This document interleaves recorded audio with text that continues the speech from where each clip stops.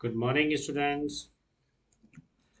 तो जैसे कि हमारी प्रीवियस ईयर के पेपर में हमने देखा है कि कुछ क्वेश्चंस ऐसे आते हैं जिसमें हमें डबल बॉन्ड इक्विवेलेंट कैलकुलेट करने के लिए कहा जाता है। साथ में हमें उस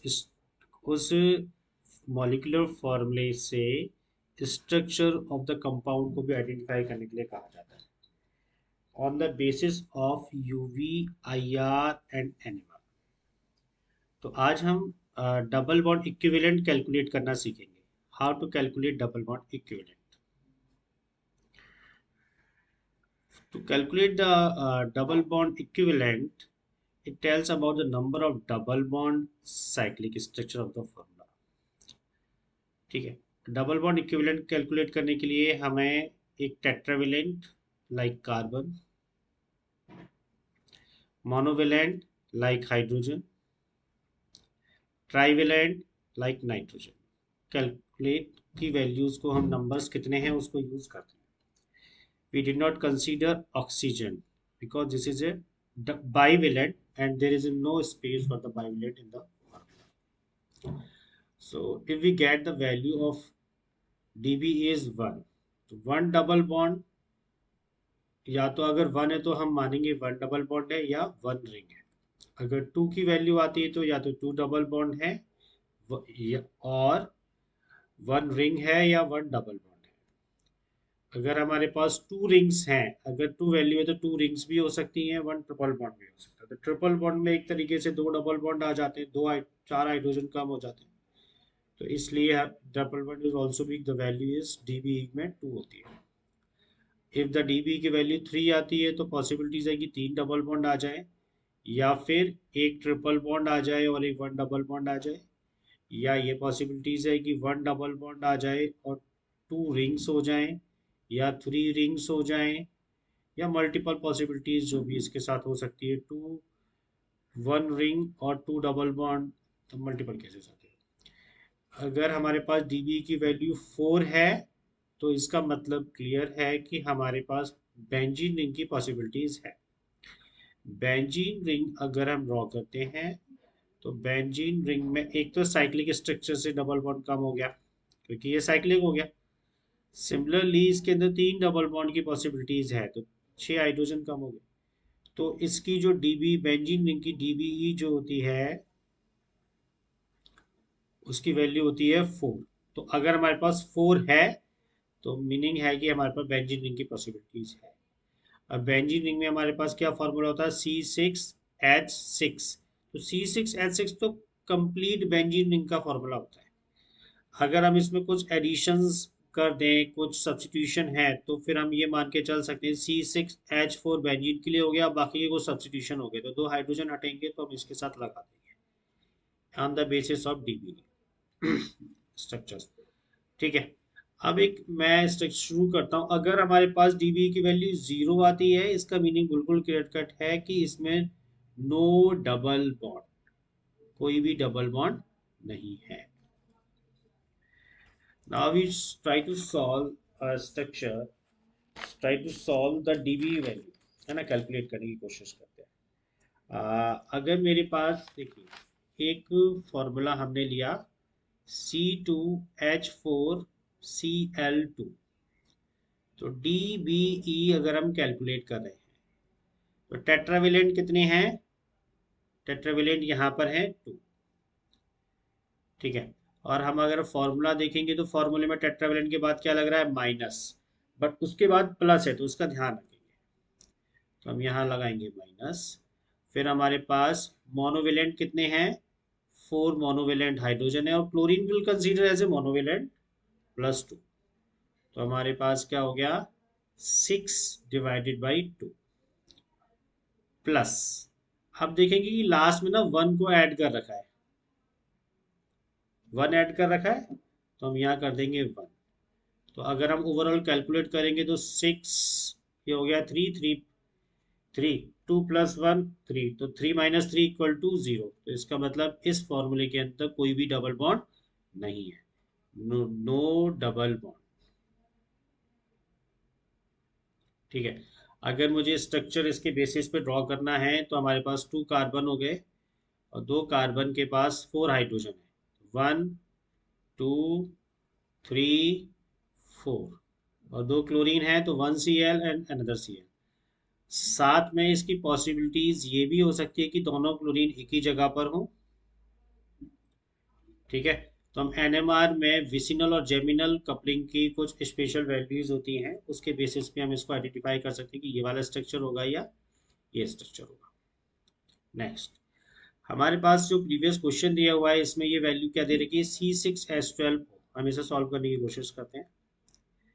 C6H12, तो DBE की वैल्यू क्या है यहाँ पर जरा चेक करें।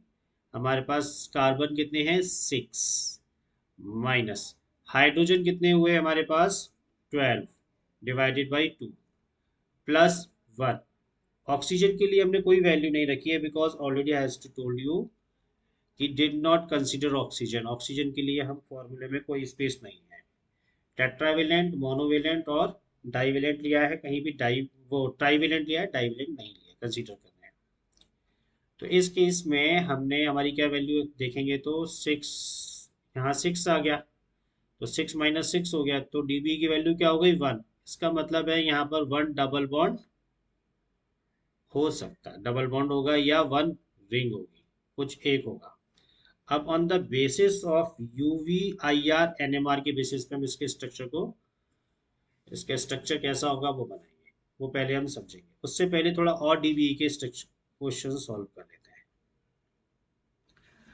मैं आपको कुछ बेंजीन रिंग के स्ट्रक्चर्स सॉल्व कर दिखाता हूँ। अगर हमारे पास C5H5N है तो इसमें DBE की वैल्यू देर जरा देखेंगे। इसमें नाइट्रोजन आ गया, ट्राईवेलेंट आ गया है, तो टेट्रावेलेंट हमारे पास कितने हैं, 5।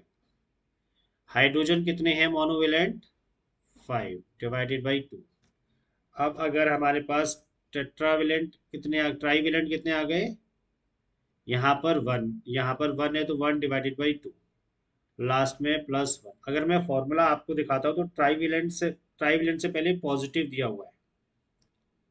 ठीक है, तो ट्राईवेलेंट से पहले पॉजिटिव दिया हुआ है, तो एट द एंड अगर हम इसे कैलकुलेट करते हैं तो 5 माइनस 2.5 प्लस 0.5 प्लस 1, 0.5 से 0.5 गया, 2 माइनस 1 1 रह गया, 1 इसमें गया, तो हमारे पास कितना आ गया, 4।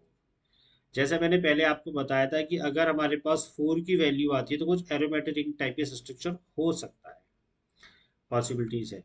तो जरा इसको ड्रॉ करके देखते हैं। हमारे पास कार्बन 5 है, नाइट्रोजन 1 है, तो क्या इसका स्ट्रक्चर पिरीडीन जैसा हो सकता है। अगर पिरीडीन बनाया तो 1 DB इसमें कंसीडर हो गया, बाकी के हमारे पास 3 बचे, 3 डबल बॉन्ड लगा दिए। अब इसमें आप देखेंगे तो कार्बन कितने हैं, 5 है, 1 2 3 4 5। नाइट्रोजन कितना हो गया, 1 हो गया। हाइड्रोजन कितने हो गए, 5। तो ये स्ट्रक्चर जस्टिफाई होता है। इसके लिए हमें एनएमआर की बहुत ज़्यादा जरूरत नहीं पड़ी है, लेकिन बाकी के डेटास को सॉल्व करने के लिए हमें जरूरत पड़ सकती है। मैं एक स्ट्रक्चर और सॉल्व करा के इसका काम खत्म करता हूँ। Another structure is C7H7O2N। अगर मुझे इसका DBE कैलकुलेट करना है तो हमारे पास टेट्रावेलेंट कितने हैं, 7, माइनस हमारे पास मोनोवेलेंट कितने हैं, 7, 7 डिवाइडेड बाई 2 प्लस ट्राईवेलेंट कितने हैं हमारे पास, 1, 1 डिवाइडेड बाई 2, लास्ट में प्लस 1 आता है, इसे भूल मत जाना, है ना। तो अगर हम इसे करेंगे तो हमारे पास कितना आएगा, वैल्यू विल बी 5। अब देखिए, क्योंकि 5 आया है तो 4 तो हमारे पास 4 प्लस 1 मान लेते हैं, 4 तो हमारी एरोमेटिक रिंग हो गई, बेंजीन रिंग हो गई, और 1 कोई डबल बॉन्ड टाइप का हो गया। तो हम क्या देखते हैं कि C6H4, क्योंकि बेंजीन रिंग में 6 कार्बन होते हैं तो 6 कार्बन तो इसमें से कम हो गए। आप समझ रहे हैं ना, टोटल 7 कार्बन है और 7 कार्बन से अगर मैं 1 कार्बन कम कर लिया तो इसमें 6 कार्बन कम कर लिया तो 1 कार्बन रह गया, एक एक्स्ट्रा कार्बन बच गया। हाइड्रोजन C6H6 होता था, प्योर बेंजीन रिंग में तो कोई सब्स्टिट्यूशन होगा नहीं, तो हम we will consider as a 4 hydrogen. तो हमारे पास 3 हाइड्रोजन इधर बच गए, CH3, है ना। एक O2 हमारे पास बच गया और एक नाइट्रोजन बच गया, ये चीज़ें हमारे पास बच गई हैं, तो बाकी का हम इसको यूज़ करते हैं। एक हमने बेंजीन रिंग ड्रॉ कर लिया, ठीक है, और बेंजीन रिंग के साथ हमने 3 डबल बॉन्ड लगा दिए, और एक जगह सब्स्टिट्यूशन अगर हम CH3 ही यूज़ कर लेते हैं तो क्या बैठता है, हाँ, बैठता है, यहाँ से हाइड्रोजन खत्म हो गया। एक NO2,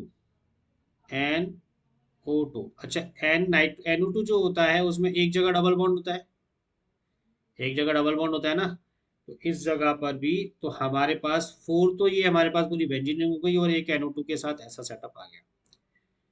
और अब अगर ये एक possibilities of two form this structure on the basis of this data, अगर मैं इधर CH3 के साथ NO2 ये भी बना सकता हूँ, CH3 के बेसिस, ये जो डेटा दे रखा है उसके बेसिस पर CH3 ऑर्थो मेटा पैरा बनाए जा सकते हैं। अब ये स्ट्रक्चर में से 1, 2 और 3, इन तीनों में से कौन सा ओरिजिनल स्ट्रक्चर है जो हम इसे डिफाइन करवाना चाहते हैं, वो हमें पता लगेगा यूवी, IR और NMR का जब डेटा होगा उसके बेसिस पर। यूवी, IR, NMR के डेटा को कैसे रीड करना है ये मैं अभी आपको सिखा दूंगा, ठीक है, तो उससे पहले आपको DBE कैलकुलेट करना आ जाना चाहिए। Thank you. नेक्स्ट क्लास में मैं आपको on the basis of UV, IR और NMR से सॉल्व करना सिखाता हूँ।